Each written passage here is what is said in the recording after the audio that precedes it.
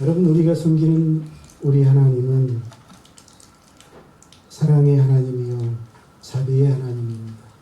어떤 하나님이라고요? 사랑의 하나님, 자비의 하나님. 왜 그러냐면 죄에 빠져 멸망할 수밖에 없는 인류를 외면치 않으시고 독생하신 아들을 메시아로 보내주셨기 때문입니다. 하나님은 인류가 하나님께 범죄하자 그들을 구원할 계획을 세우시고 선지자들을 통해서 오래전부터 내가 너를 구원해 줄 거야. 내가 네 죄를 용서해 줄 거야. 오래전부터 말씀해 주시고 알려주셨습니다. 하나님은 특히 인류를 구원할 메시아를 아브라함과 다윗의 후손 가운데로 보내실 것이라고 말씀해 주시기도 하셨습니다. 또 하나님께서는 메시아를 처녀의 몸을 통해서 보내시겠다고 말씀하기도 하셨죠. 또한 메시아가 탄생할 장소는 베들레헴이 될 것이라고 말씀하셨고, 메시아를 보내기에 앞서서 이사야 선지자를 통해서는 엘리야를 먼저 보내서 메시아가 올 길을 준비할 것이라고 말씀하셨습니다. 그런데 이런 예언들이 10년, 20년 전이 아니라 수백 년 전, 수천 년 전부터 있었습니다. 그리고 때가 되자 하나님은 천사 가브리엘을 제사장 사가랴에게 보내십니다. 누구에게 보냈다고요? 사가랴에게. 누가복음 1장 5절로 11절이 그에 대한 이야기를 해주고 있습니다. 제사장 사가랴가 예루살렘 서쪽 4km쯤 되는 곳에 사는 제사장 사가랴가 당번이 돼서 예루살렘 성전에 올라가서 하나님께 분향하며 기도하고 있을 때 하나님이 보낸 천사 가브리엘을 만나게 됩니다. 이 사가랴는 기혼자로서 불행하게도 그의 아내 엘리사벳은 아이를 낳지 못하는 불임 여성이었습니다. 성경에 보면 하나님이 불임 여성의 태를 여셔서 새로운 역사를 시작하신 장면들이 많이 나옵니다. 그렇죠? 아브라함의 아내 사라도, 이삭의 아내도 그렇고, 이삭이 하도 아이가 없으니 기도하자 하나님이 쌍둥이를 주시죠. 이렇게 가브리의 사가랴의 아내 엘리사벳이 불임 여성이었지만 하나님은 그녀의 태를 여셔서 새로운 역사를 시작하십니다. 특별히 이 사가랴가 아내가 아이를 낳지 못하는 것 때문에 하나님의 성전에서 분향하며 기도하고 있었던 것 같습니다. 그러다가 갑자기 천사 가브리엘이 나타나자 깜짝 놀랄 수밖에 없겠죠. 그리고 무서워할 수밖에 없겠죠. 혼자 성전에서 기도하는데 천사가 나타나니 얼마나 놀랐겠습니까? 13절로 17절이 바로 제사장 사가랴에게 나타난 가브리엘의 말입니다.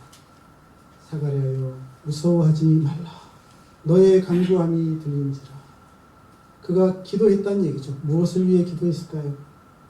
내 아내 엘리사벳이 내게 아들을 낳아주리라. 자녀를 위해 기도하고 있었으니 분명합니다. 그래서 그의 기도에 응답해 주시는 것입니다. 네 아내 엘리사벳이 내게 뭘 낳아줘요? 아들을 낳아주리라. 그 이름을 요한이라 하라. 아예 아이의 이름까지도 정해 주십니다. 너도 기뻐하고 즐거워할 것이요 많은 사람도 그의 태어남을 기뻐하리니 이는 그가 주 앞에서 큰 자가 되어 포도주나 독한 술을 마시지 아니하며 모태로부터 성령의 충만함을 받아 이스라엘 자손을 주 곧 그들의 하나님께로 많이 돌아오게 하겠습니다. 그가 또 엘리야의 심정과 능력으로 하면서 그가 이제 아들을 낳게 될 것이고 그 아이는 나실인이 될 것이고 그 아들은 성령의 충만함을 받아서 메시아가 오실 길을 예비하는 사람이 될 것이라고 구약의 엘리야가 예언한 대로 이사야가 예언한 대로 예수님 앞에 보냄을 받은 엘리야가 될 것이라고 말씀하고 있습니다. 자, 그런 일이 있은 후에 이제 6개월이 지나자 천사 가브리엘이 이번에는 예루살렘이 아니라 저 이스라엘의 북쪽인 갈릴리 나사렛이라는 곳에 사는 한 처녀에게 나타납니다. 그녀의 이름이 바로 마리아입니다. 가브리엘이 그 처녀에게 나타난 이유는 예수님이 이 세상에 탄생하시는 메시아가 인류를 구원하러 세상에 오시려면 여인의 몸을 빌려 태어나야 하기 때문입니다. 바로 오늘 읽은 본문이 그 일에 대한 말씀인 것입니다. 마리아는 갈릴리 나사렛이라는 동네에 사는 가난한 처녀입니다. 그리고 그녀는 마침 요셉이라는 청년과 약혼한 상태였습니다. 그런데 누가복음 3장에 나오는 족보에 의하면 마리아는 그 다윗의 10번째 아들인 다윗의 아내 중에 밧세바가 낳은 셋째 아들인 나단이라는 다윗의 아들의 40대 손입니다. 그리고 그의 약혼자인 요셉도 마태복음 1장에 나오는 족보에 따르면 다윗의 11번째 아들인 역시 우리아의 아내 밧세바가 다윗에게 낳은 4번째 아들인 솔로몬의 28대 손입니다. 따라서 마리아도 누구의 후손이에요? 다윗의 후손입니다. 요셉도 다윗의 후손입니다. 본문 28절을 보면 마리아에게 나타난 천사 가브리엘이 마리아에게 이렇게 말합니다. 은혜를 받은 자여 평안할지어다. 뭘 받았다고요? 은혜를 받은 자. 30절에서도 마리아여 무서워하지 말라 내가 하나님께 은혜를 입었다고 말하고 있습니다. 마리아가 하나님께 은혜를 입었대요. 오늘 대림절 세 번째 주일을 맞이하여 하나님께 올라온 여러분 모두도 마리아처럼 하나님으로부터 큰 은혜를 입는 역사가 있기를 주님의 이름으로 축원합니다. 아멘. 축원합니다. 아멘. 그렇다면 마리아가 하나님께 어떤 은혜를 입었습니까? 무슨 은혜를 입었다는 것입니까? 무엇보다도 마리아는 하나님이 함께 하시는 은혜를 입습니다. 따라합시다. 하나님이 함께 하셨다. 다시 28절 하반절을 보시면 주께서 너와 함께 하시도다 라고 말하고 있습니다. 하나님이 마리아와 함께 하신다는 것이죠. 그리고 이것은 사실 인간이 이 땅에 살아가면서 경험할 수 있는 가장 놀랍고 큰 은혜인 줄로 믿습니다. 인간이 받은 은혜 중에 가장 큰 은혜는 살아계신 하나님이 함께 하시는 것이란 말입니다. 하나님이 함께 하시는 사람은 가장 복된 사람이며 가장 행복한 사람입니다. 오늘 우리 창대교회 성도님들이 바로 그런 하나님이 함께 하시는 복된 사람, 행복한 사람이 되어 살아가시기를 축원합니다. 하나님이 함께 하시는 것이 왜 복이고 왜 은혜입니까? 그것은 하나님이 함께 하셨던 사람들의 삶을 들여다보면 알 수 있습니다. 대표적으로 아브라함, 야곱, 요셉, 모세, 다윗 등 하나님이 함께 하셨던 사람들을 쉼 없이 언급할 수 있습니다. 그 중에 두 사람만 살펴본다면 아브라함입니다. 아브라함은 어떻습니까? 하나님이 함께 하심으로 형통한 삶을 살았습니다. 어떤 삶을 살았다고요? 형통한 삶. 그러므로 하나님이 함께 하시는 사람의 삶은 어떻게 된다는 거예요? 형통하다는 거예요. 이 사실은 아브라함을 경계하며 저 낯선 땅에서 온 그를 탐탁지 않게 여겼던 가나안 땅의 원주민의 왕인 그랄 왕 아비멜렉의 말을 통해서 확인할 수 있습니다. 창세기 21장 22절로 23절이 그것입니다. 그때 아비멜렉과 그 군대 장관 비골이 아브라함에게 말하여 이르되 네가 무슨 일을 하든지 하나님이 너와 함께 계시도다. 지금 아브라함이 하나님이 나와 함께 계셔, 하나님이 내 편이야 이렇게 말하는 게 아니고 그의 대적, 그의 원수인 누가? 그랄 왕 아비멜렉과 비골 아브라함에게 찾아와서 하나님이 너와 함께 계시도다. 그런즉 너는 나와 내 손자와 내 자식들에게 거짓되이 행하지 않겠다고 너의 하나님 앞에서 내게 맹세하라. 나도 너를 후대하였으니 나와 내 후손들에게 혹은 내 집안에 그렇게 후대하라고 부탁합니다. 그러므로 이는 객관적인 말이니 하나님이 아브라함과 함께 하신 삶이 아브라함에게 큰 복이요 이방인도 부러워할 만큼 축복인 줄로 믿습니다. 요셉도 마찬가지 아닙니까? 하나님이 함께 하심으로 요셉이 어떤 자가 됩니까? 형통한 자가 됩니다. 창세기 39장 2절로 3절을 보니 미디안 상인들에게서 요셉을 노예로 산 보디발이라는 사람이 요셉과 관련하여 생각하고 말한 바가 있습니다. 여호와께서 요셉과 함께 하심으로 그가 형통한 자가 되어 그의 주인 애굽 사람의 집에 있으니 그의 주인이 여호와께서 그와 함께 하심을 보며 또 여호와께서 그의 범사에 형통케 하심을 보았더라. 할렐루야. 주인, 자기 집 노예와 누가 함께 하세요?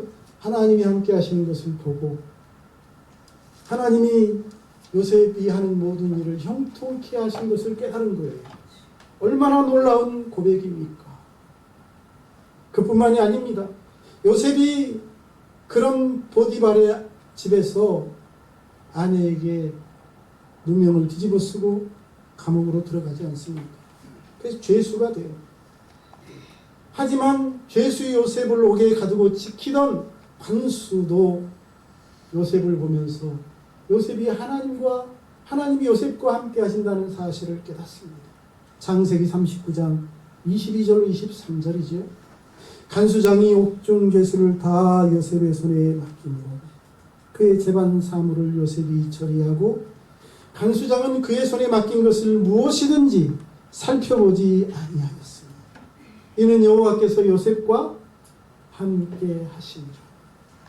여호와께서 그를 범사에 형통케 하셨더라. 할렐루야.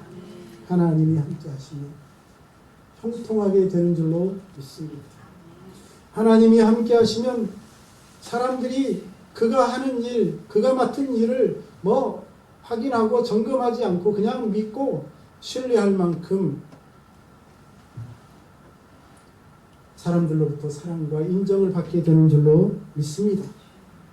우리 성도님들이 오늘 이 대림절 세 번째 주일에 바로 이 아브라함과 요셉과 같이 하나님이 함께 하시는 사람이 될 수 있기를 주님의 이름으로 축복합니다. 아멘. 이렇게 이런 말씀들을 살펴보면 하나님이 함께 하신다는 것이 얼마나 놀라운 복임을 알 수 있습니다. 하나님이 함께 하시면 형통한 자가 되기 때문이죠. 하나님이 함께 하시면 사람들의 사랑과 인정을 받기 때문이죠. 하나님이 함께 하시면 그가 하는 모든 일들이 선을 이루기 때문인 줄로 믿습니다. 그런데 그런 하나님이 이번에는 누구와 함께 하세요? 마리아와 함께 하신다는 것입니다. 마리아 자신이 얘기한 게 아니에요. 하나님의 사자, 하나님이 보낸 천사 가브리엘이 마리아에게 알려준 거예요. 마리아는 하나님 자신과 함께 하시는지 알지 못하고 있었어요. 마리아는 다윗의 후손이긴 하지만 힘 있는 왕손은 아니고 주류에서 멀리 떨어진 격가지에 불과한 사람이었습니다. 또 가난한 사람이었습니다. 나사렛이라는 지역 자체가 가난한 지역이 아닙니까? 그런 비천한 여인에게 하나님이 함께 하신다니 얼마나 놀라운 일이고 얼마나 큰 은혜입니까? 마리아가 천사 가브리엘이 자신에게 하나님이 함께 하신다는 말을 들었을 때 얼마나 기뻐하고 얼마나 놀랐을까요? 하지만 여러분, 이런 마리아를 부러워하지 마십시오. 하나님은 마리아에게 함께 하시는 것처럼 오늘 우리에게도 함께 하시는 줄로 믿습니다. 오늘 마리아를 사랑하시는 것처럼 저와 여러분에게도 동일한 사랑을 가지고 우리를 사랑하시는 줄로 믿습니다. 하나님이 저와 여러분을 사랑하시니, 저와 여러분과 함께 하시니, 저와 여러분도 이 마리아처럼 기뻐하며 하나님께 영광 돌리는 삶을 살아가시기를 축원합니다. 마리아가 받은 은혜가 무엇입니까? 마리아가 받은 두 번째 은혜라고 한다면 성령으로 잉태하여 아들을 낳는다는 것입니다. 따라합시다. 성령으로 잉태하여 아들을 낳는다. 성령으로 잉태하여 아들을 낳는다는 게 누구의 아들이라는 거예요? 누구의 아들? 하나님의 아들. 성령의 아들. 하나님의 아들이라는 뜻이죠. 가브리엘 천사는 마리아가 이제 아들을 낳게 될 것인데 성령으로 잉태하여 아들을 낳을 것이라고. 그리고 아이의 이름까지도 알려주죠. 어떻게 지으라고? 예수라고. 예수는 구세주라는 뜻입니다.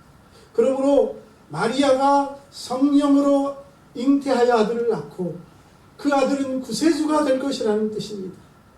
그래서 마리아가 말합니다. 나는 남자를 알지 못하니. 무슨 의미입니까? 히브리인들의 문화에서 남자를 안다 혹은 여자를 안다라는 말은 관계를 얘기해요. 남자와 여자의 그런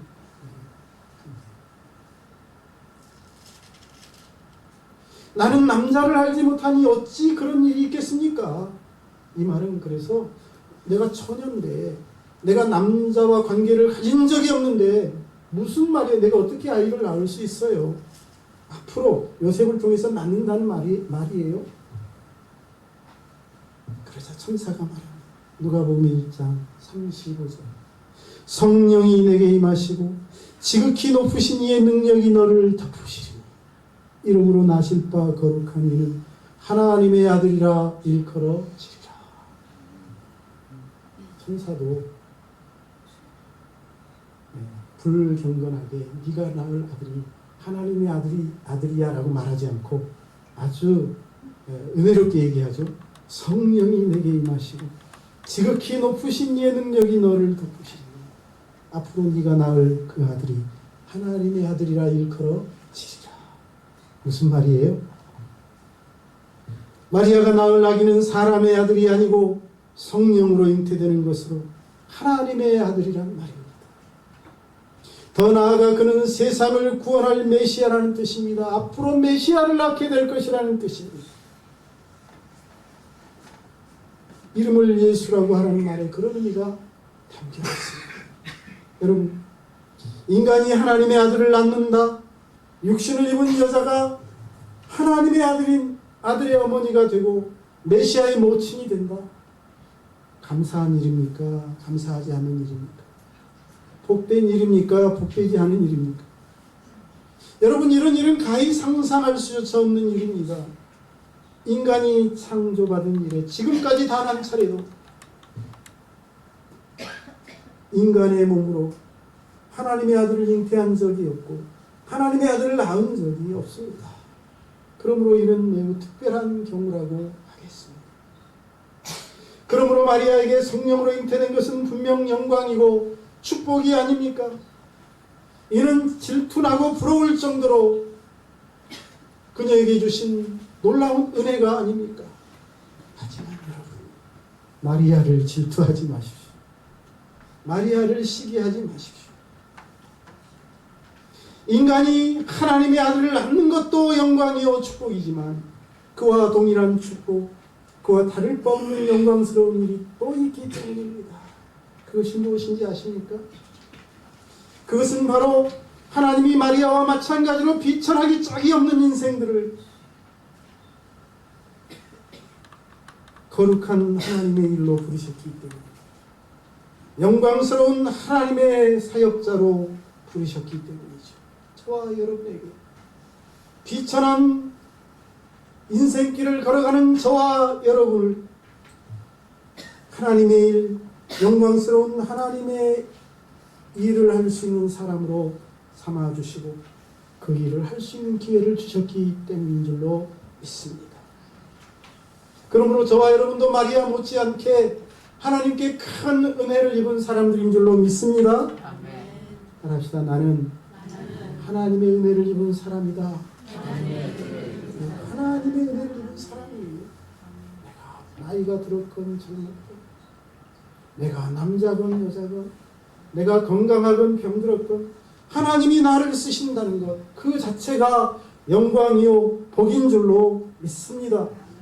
그러므로 하나님이 맡겨주신 일들, 하나님이 맡겨주신 직분 충성스럽게 감당하는 저와 여러분 될 수 있기를 주님의 이름으로 축복합니다. 저와 여러분 바로 이 영광스럽고 거룩한 하나님의 일을 위하여 선택된 사람인 줄로 믿습니다. 마리아가 예수님을 잉태한 여인으로 선택된 것처럼 말입니다. 세 번째, 마리아가 하나님께 입은 또 다른 은혜가 있다고 한다면 무엇을 들 수 있을까요? 그것은 마리아가 낳을 그 아들, 다윗의 뒤를 잇는 영원한 왕,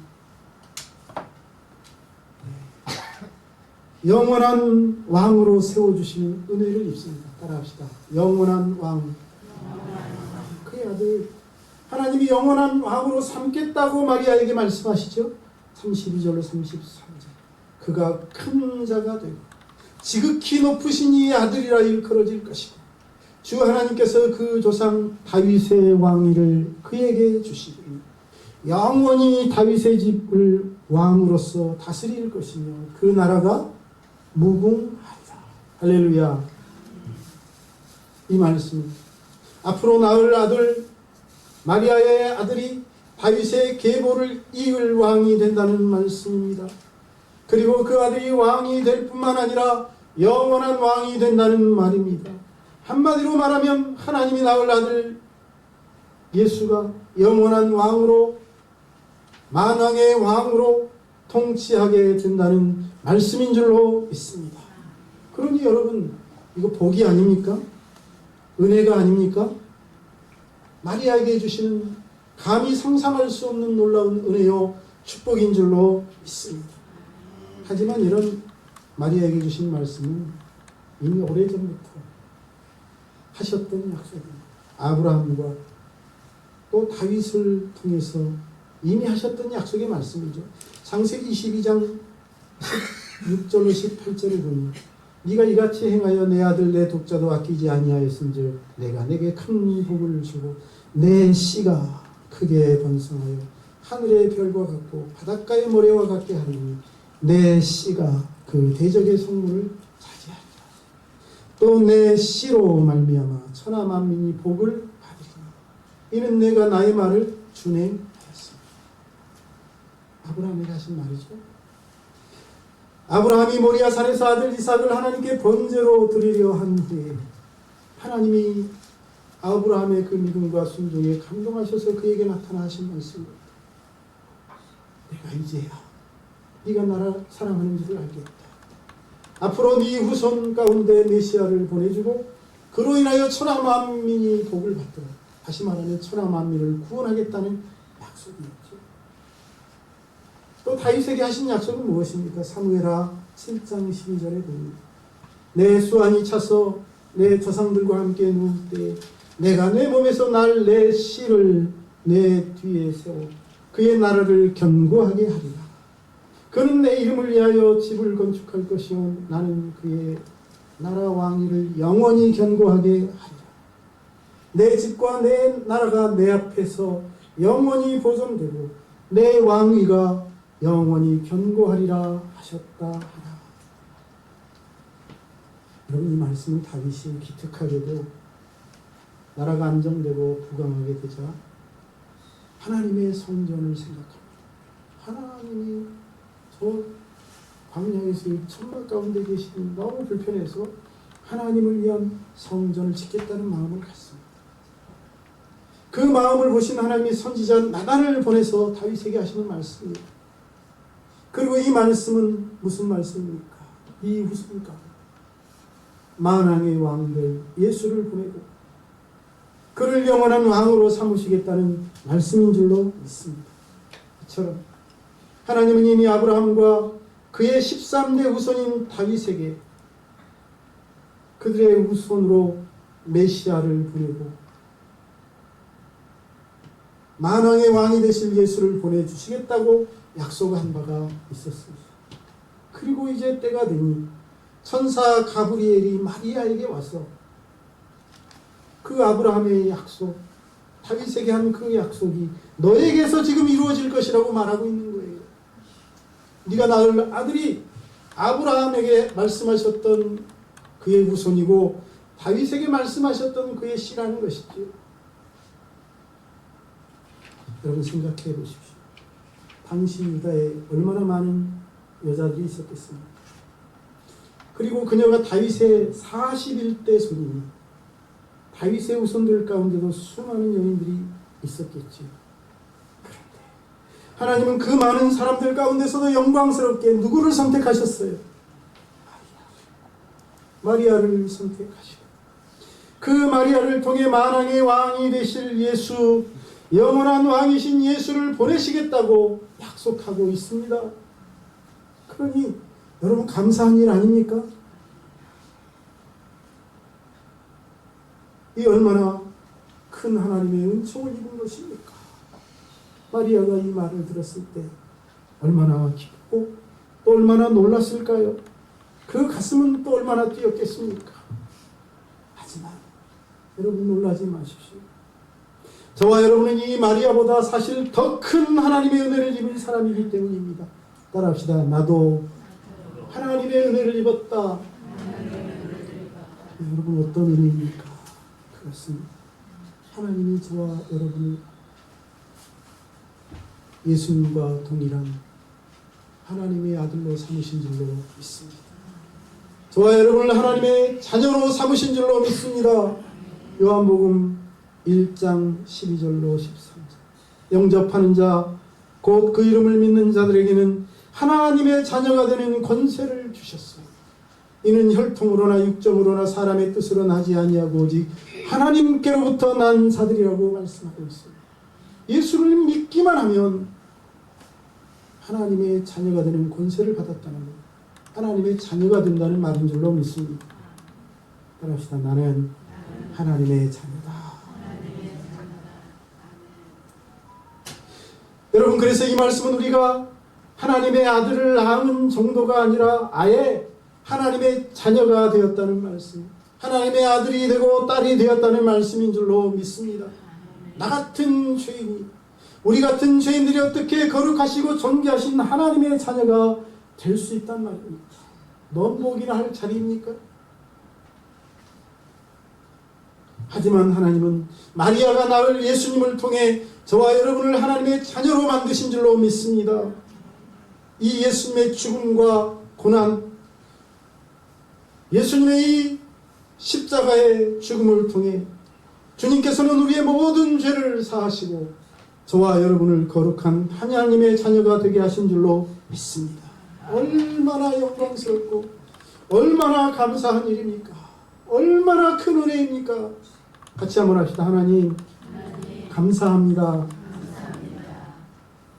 정말입니까? 감사하시기 바랍니다.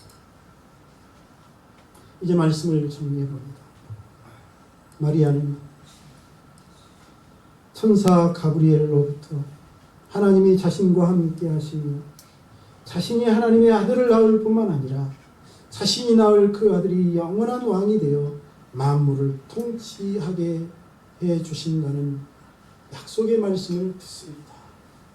그 말씀을 듣고 이해한 마리아가 이렇게 말했습니다. 33절 주의 여종이오니 말씀대로 내게 이루어지이다. 우리 같이 한번 할까요? 주의 여종이오니 말씀대로 내게 이루어지리이다. 그럼 이는 승낙입니다. 하나님이 쓰시는 일에 주님이 원하시는 대로 그대로 따르겠다는 순종의 의사 표현. 하나님이 원하신다면 나를 바치겠다는 고백인 줄로 믿습니다. 하지만 이는 쉽지 않은 고백일 것입니다. 당시 문화 속에서 죽음을 각오한 결단이기 때문입니다. 처녀가 아이를 갖는다? 파혼을 당하는 게 마땅하고 돌에 맞아 죽을 수도 있습니다.